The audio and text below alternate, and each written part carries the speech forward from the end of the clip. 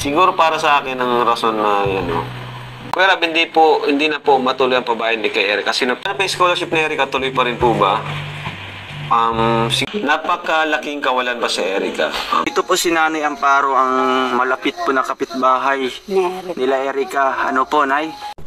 Ayan mga kalingap, talaga namang napakalaking katanungan, 'di ba? At saka napakalaking salitang sayang ang iniwan sa atin ni Edrica or ni Erica. Ayan, 'di ba? Kasi biglaan, napakaraming nabigla yung mga nagre-reactors sa Edrica, yung mga followers ng Edrica.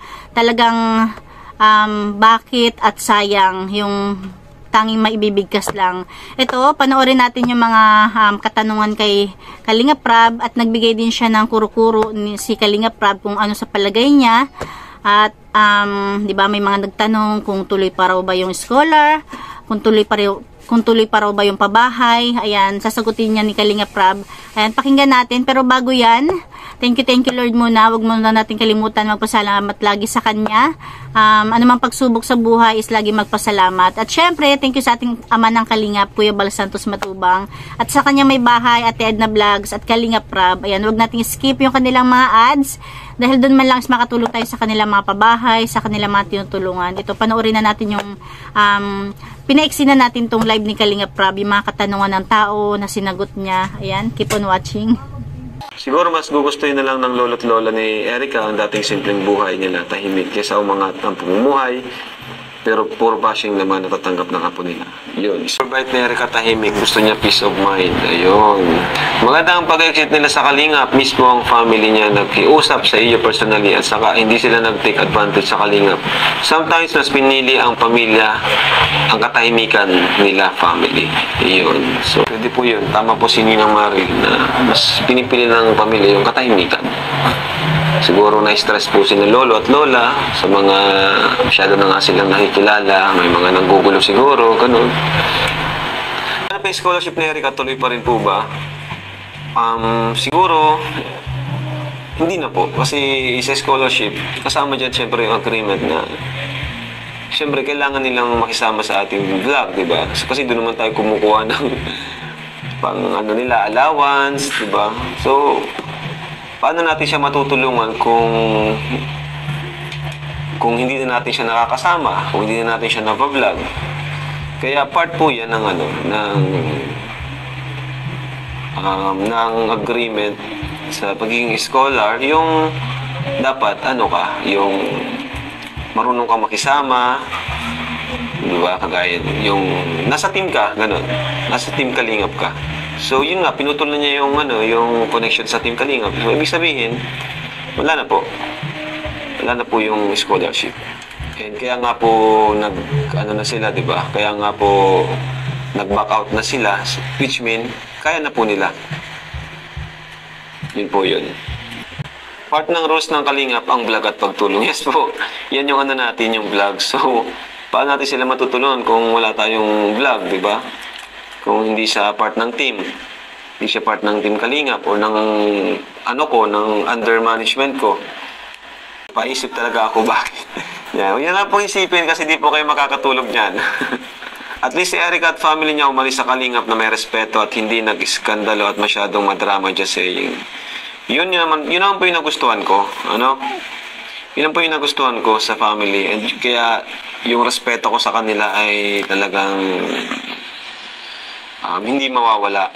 Kasi kiusap nila tayo ng maayos, wala nang pasaring, wala nang wala nang kung ano-ano pa. Walang siraan, gano'n.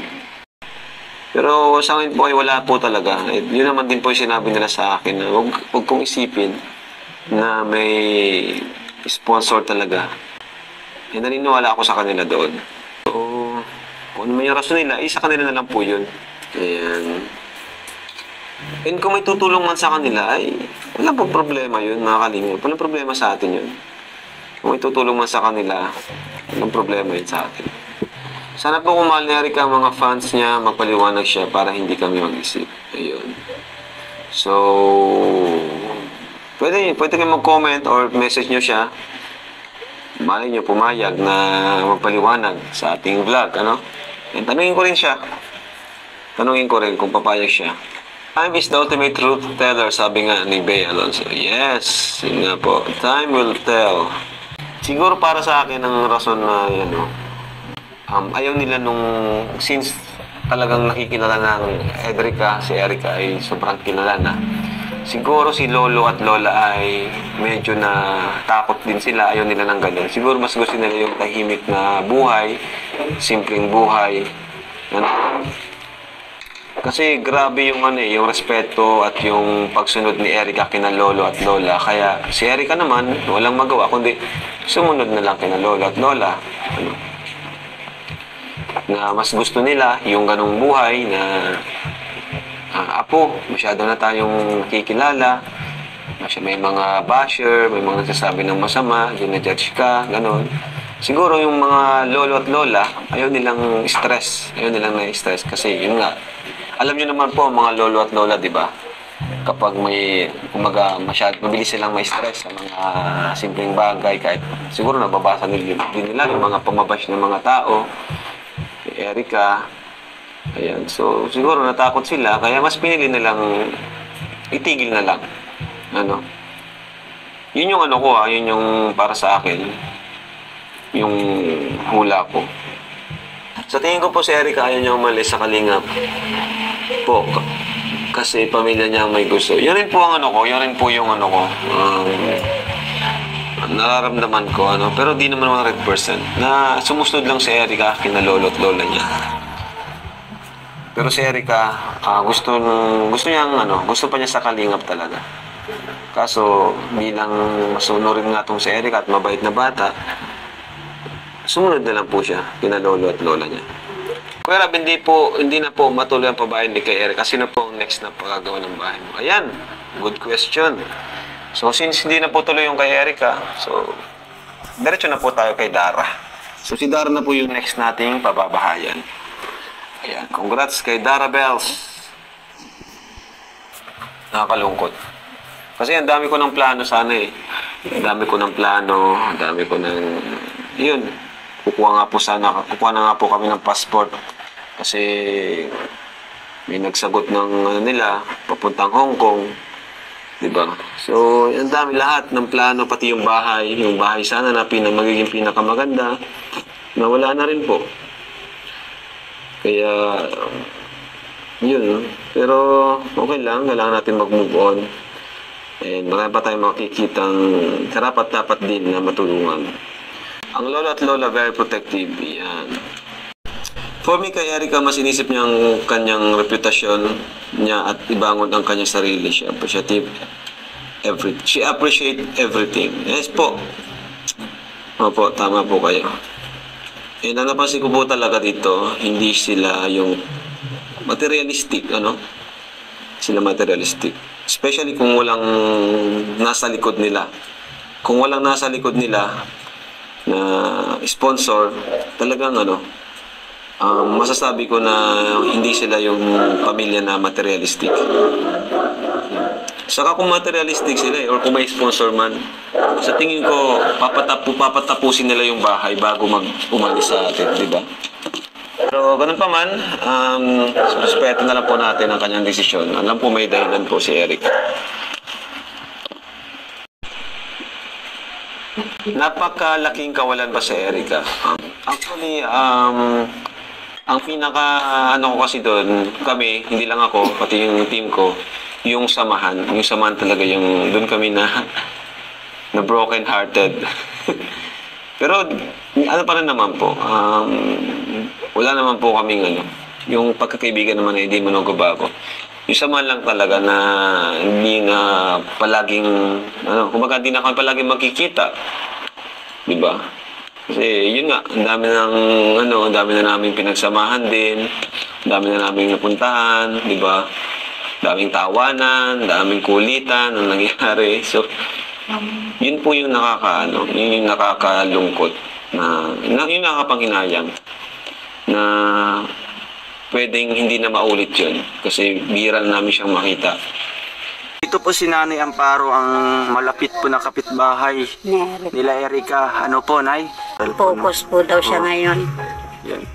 So ngayon, Nay, anong mensahe nyo? Sana kahit papaano kung anong problema man dumating kay Erika, sana tulungan niya pa rin ang sarili niya. Huwag siyang patatalo kung anumang mga basher sa kanya. Huwag siyang makinig doon. Yung kanyang ang dapat asikasuhin niya, pag-aaral niya, ang healthy niya, para hindi siya maging problematic. At ayun na nga mga Kalingap, napakinggan natin yung mga sagot ni Kalingap Rab sa mga katanungan sa kanyang live.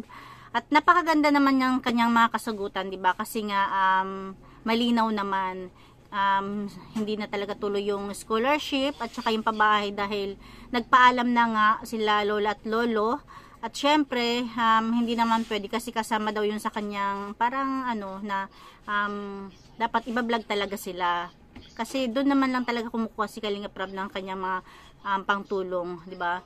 Tapos about naman doon sa kanyang pananaw kung bakit ba bumitaw sila Kalingap Rab is ganun din talaga yung haka-haka ako, ganun din yung iniisip ko dahil sa matatanda. Pero alam nyo ba, napaisip ako, sabi ko, napakabait ni Erika, pero sana isipin niya na rin yung sarili niya dahil matatanda na ang lolo at lolo niya. Oo, buti niya dahil sumusunod siya, pero sana maisip din na matatanda na iiwanan nila si Erika. Paano na lang yung sitwasyon ni Erika kung hindi siya maging successful dahil binitawan niya ang Kalingap. Kaya sana ipag-pray na lang din natin si Erika na maging ganun man yung kanilang desisyon, naging ganun man yung kanilang desisyon. sana maging successful pa rin si Erika sa kanilang pinili, 'di ba? Ayan. Pray na lang din lagi. Syempre wala namang ginawa sa atin si Erika ang hindi maganda, kaya isama na rin natin siya sa panalangin na sana is maging okay yung kanyang kinabukasan at ang kanyang pamilya. Ayan lang mga Kalingap, thank you for watching. God bless you all and Jesus loves you.